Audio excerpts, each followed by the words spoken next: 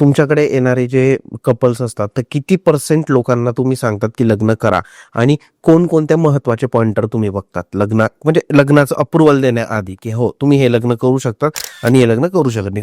आम्ही लोकांना छापून देतो, वर्बल तोंडी सांगत नाहीये की आम्ही हे सांगतो ह्या राशी लग्न करूच नाही. प्रीतिषाढाच्या मृत्यूषाढा शत्रुराशी नीच राशी, अशा राशी लग्न करू नये सांगतो.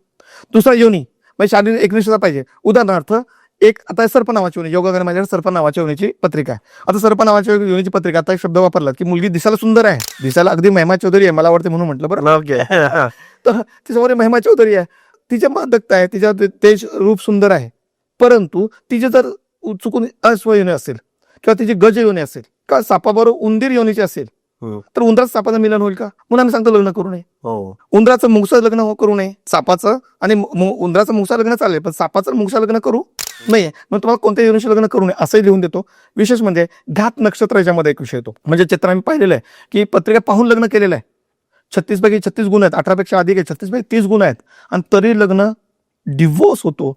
कारण आपल्या पत्रिकेमध्ये घात नक्षत्र असतात, आणि घात नक्षत्र पाहणाऱ्या म्हणजे 100 ज्योतिषांपैकी घात नक्षत्र जवळजवळ 98 लोक ज्योतिषी हा घात नक्षत्र विचारच करत नाहीत. ओके.